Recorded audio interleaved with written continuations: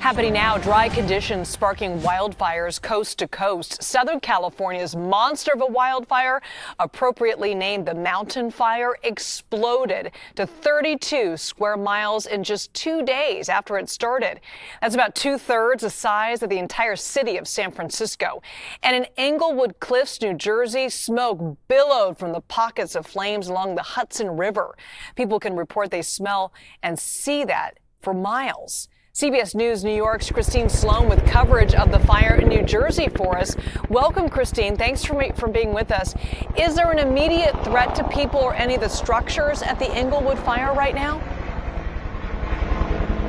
So right now, there is no threat to structures or people. The closest thing we can see in this area is a boat basin in Englewood Cliffs. But as you can see behind me over the Hudson River here in Bergen County, New Jersey, there is a thick smoke. There is a haze over in the distance, the George Washington Bridge. So this area is mostly a hiking area. So people are coming up here just to take a look. But, you know, across the state, these drought conditions have contributed to 2 massive fires just this week. There was a fire that the firefighters were battling in Jackson Township. Over 350 acres of land consumed by the fire. About 6 structures, homes were threatened. People were evacuated and allowed back in. And then we've got another fire down south in Evesham Township. That's closer to the Philadelphia area. 104 structures were evacuated.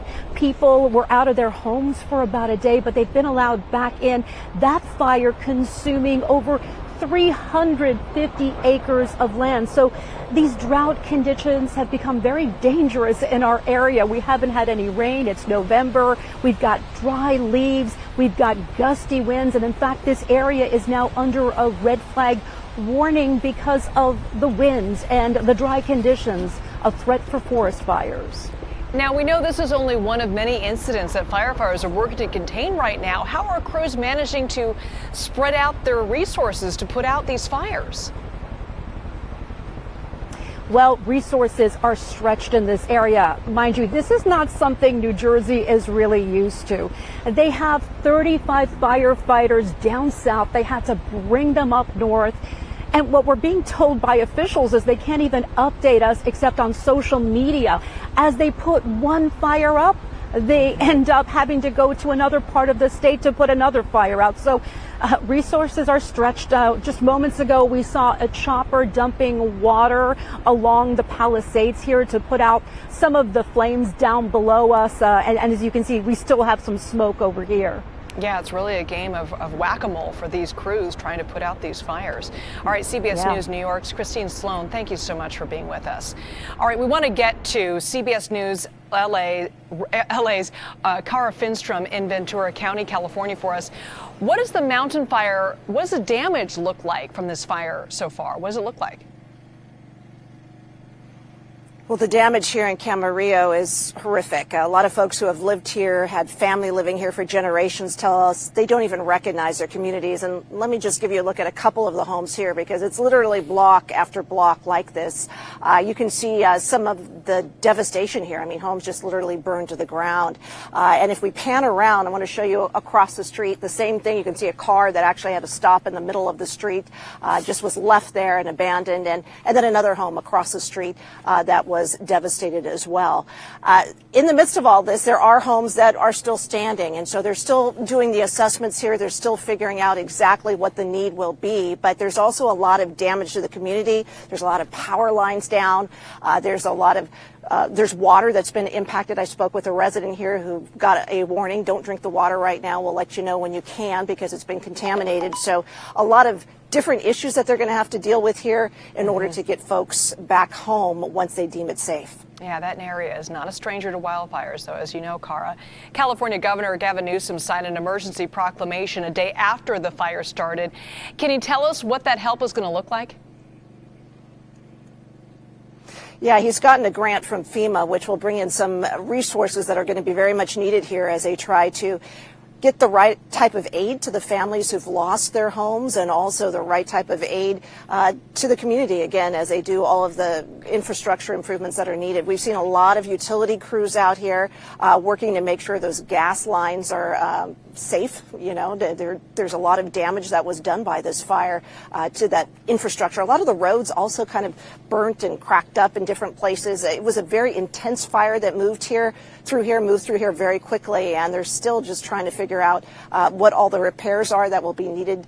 But we can tell you that today we've seen kind of a shift away now that they've got a little bit more of a containment sort of underway. 7% containment, which to us sounds wonderful. It means that they're starting to draw out those containment lines around the fire, and we don't see the smoke in the air that we did yesterday.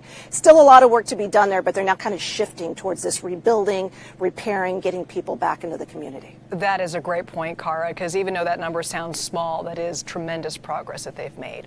Cara Finnstrom with CBS News Los Angeles. Thanks so much, Cara.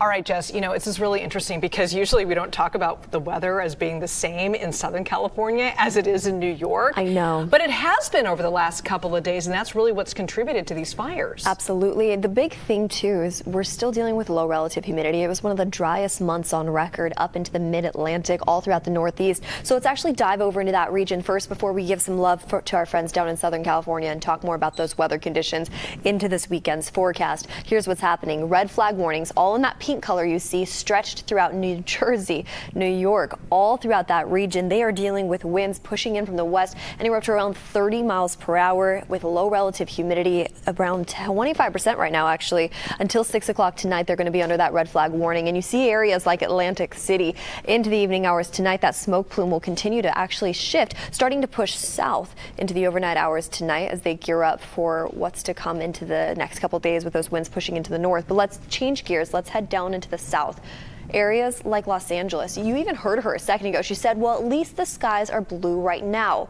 However, Los Angeles and all throughout that region, they're going to be dealing with a couple of things heading into this weekend. The winds are changing directions. They're actually going to start pushing in from offshore a little bit, delivering that smoke back into those communities. So an air quality alert is in effect. That's that gray color right there. The pink color down into Southern California is also a red flag warning too, just like our friends up in New Jersey and New York. So here's where the mountain fire's at right now. Here's the direction of the winds too. Still pushing offshore, delivering that smoke in a different area. However, into the coming days, we'll watch it almost swirl back into those communities at the surface level, allowing for that air quality alert to remain in effect. We continue to keep a very close eye on wind gust, anywhere up to around 10 to 15 miles per hour into this weekend's forecast in certain peak elevations.